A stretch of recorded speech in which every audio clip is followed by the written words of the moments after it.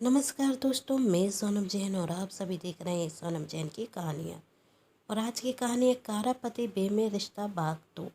यदि आप सभी को मेरे द्वारा लिखी गई कहानियाँ पसंद आती हैं तो चैनल को सब्सक्राइब कर लीजिए। पास में जो बेल आइकन का बटन है उसे प्रेस कर दीजिएगा, क्योंकि इसी से मिलती है आप सभी को मेरी आने वाली हर कहानी की नोटिफिकेशन। कहानी पसंद आने पर वीडियो को लाइक ज़रूर कीजिएगा, क्योंकि जब आप करते हैं वीडियो को लाइक तो मुझे मिलती है कहानियाँ लिखने के लिए प्रेरणा। और कहानी को अपनों के साथ शेयर करना बिल्कुल ना भूलें। तो चलिए कहानी शुरू करते हैं। सेजल रात को देखते ही साथ खड़ी हो जाती। तभी सेजल की छोटी बहन सेजल से कहती कि आप इस काले लड़के से शादी मत करना। आप इतनी सुंदर और आपके होने वाला जीवन साथी इतना कारा नहीं होना चाहिए। माँ पापा भी कुछ भी सोचे बिना इस काले करूते को हमारे घर पर बुला लिया।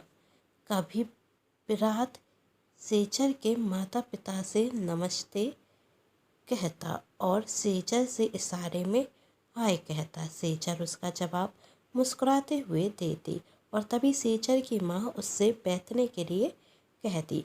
थोड़ी देर से सेजल के माता पिता विराट से बात करते और उसके बाद सेजल की छोटी बहन कहती कि आप सबने तो बातें कर ली थी और विराट जी को भी अब अकेले में कुछ बातें कर लेनी चाहिए। आखिर यह फैसला जिंदगी भर का जो है।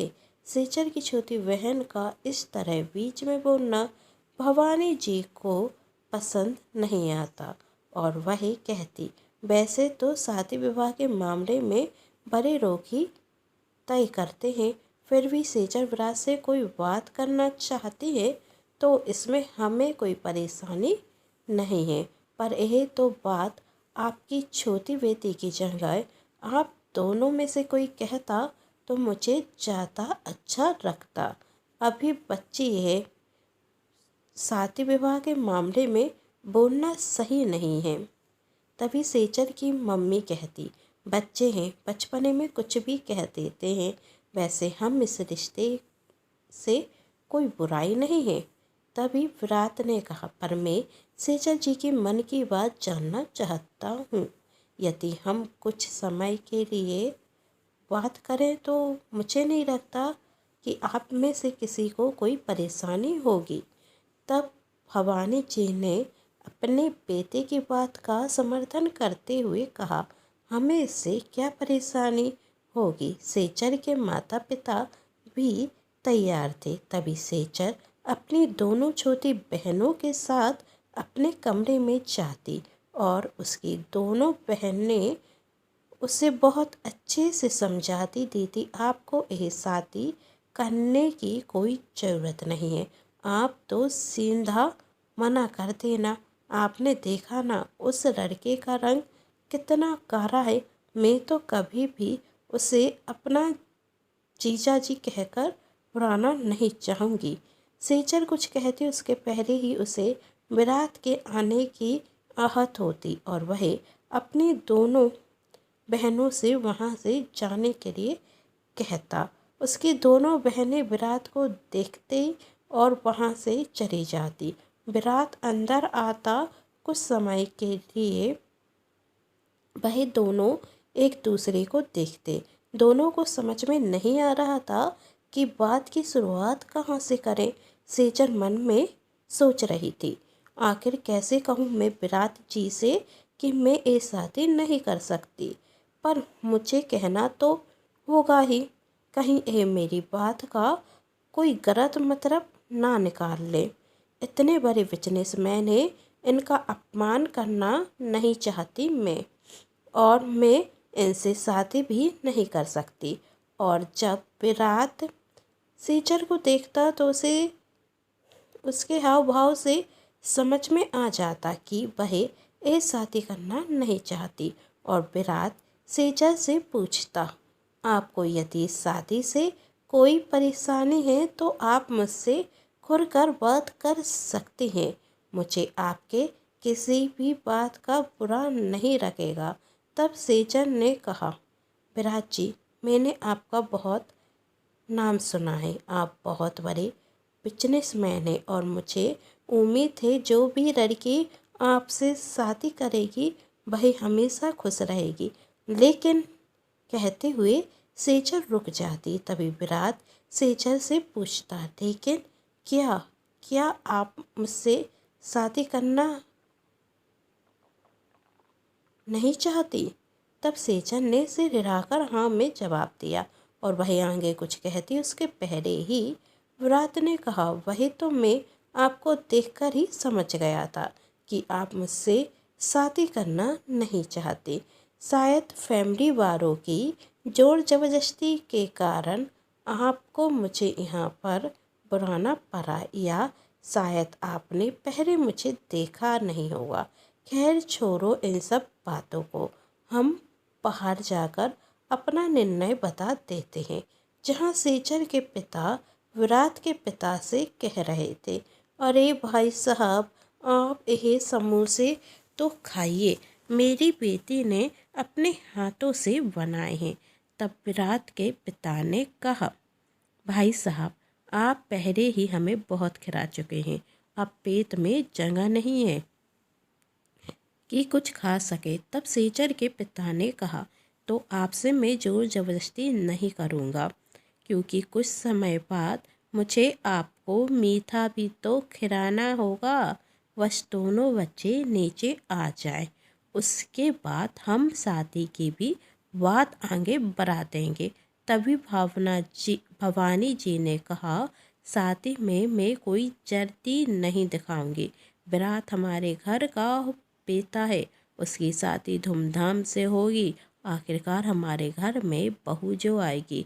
तभी विराट और सेजल वहां पहुंचते और इस तरह दोनों परिवार वालों को बात करते हुए सेजल सोचती, अब कैसे कहूँ इनसे कि मुझे शादी नहीं करनी।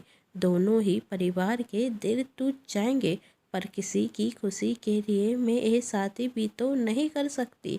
तभी विराट ने कहा, माँ, पिताजी, बड़ी माँ, हमें अब चलना चाहिए। कहते हुए विराट वहाँ से बाहर चला जाता और सभी घर वाले एक दूसरे को देखते हुए सोचते, आखिर बात हो क्या गई? वही अचानक से चला क्यों गया? विराट जाकर कार में बैठ जाता।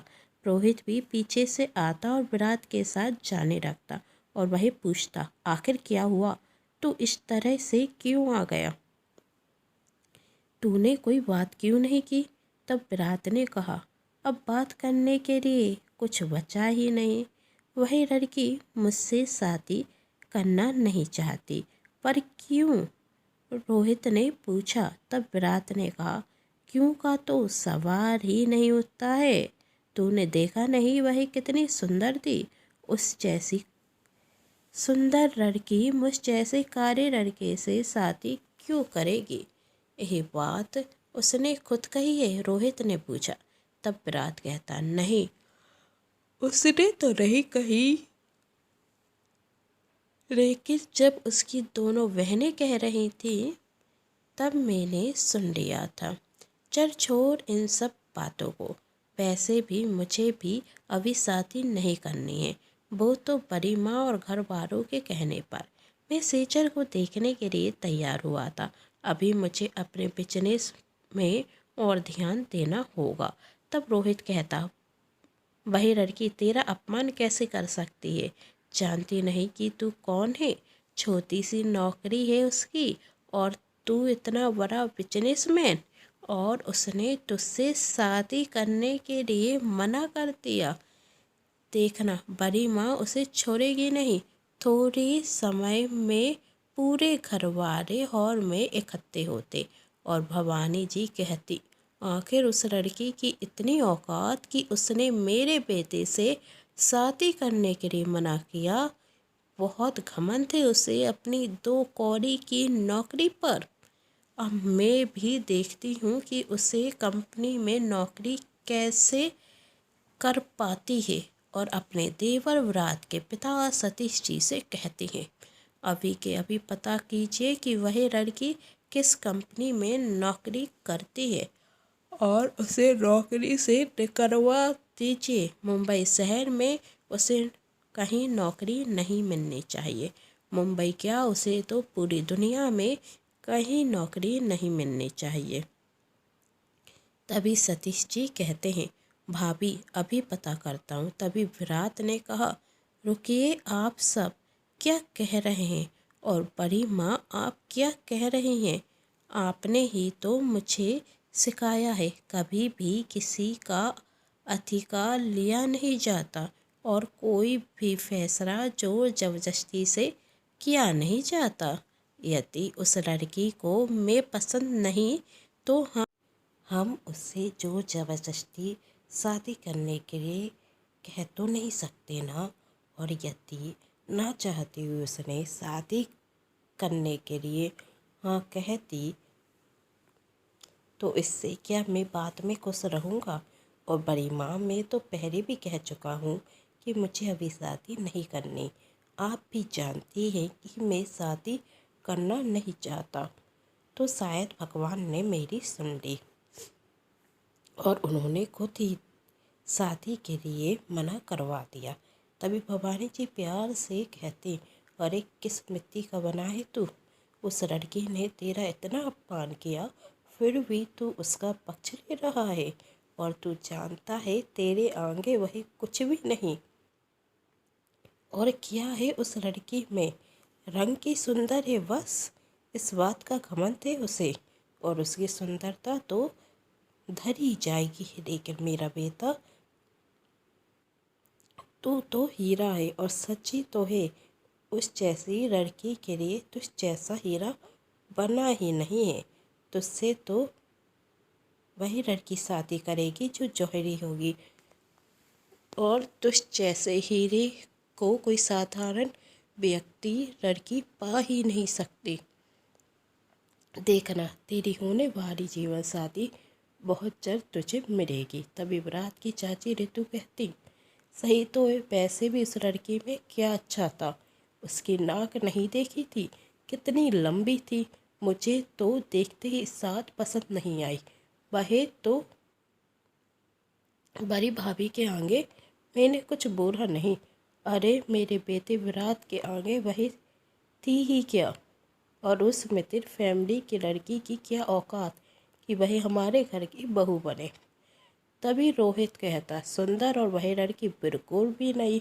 मैं तो कहता हूँ चाची जी, वह तो आपसे भी अच्छी नहीं लग रही थी। यह सुन सभी के चेहरे पर मुस्कान आ जाती और विराट अपनी माँ के पास जाता और कुछ ढूंढने लगता। तब उसकी माँ कहती, क्या हुआ? तब विराट ने कहा, अपनी माँ की मुस्कान ढूंढ रहा हूँ, कहीं मिल ही नहीं रही है। क्या करूँ, मेरी माँ के चेहरे पर मुस्कान ही अच्छी लगती है। अपने बेटे की बात सुनकर विराट की माँ मुस्कुरा जाती। विराट वहाँ से चला जाता और भवानी जी करिश्मा विराट की बड़ी बहन पर गुस्सा होते हुए कहती हैं,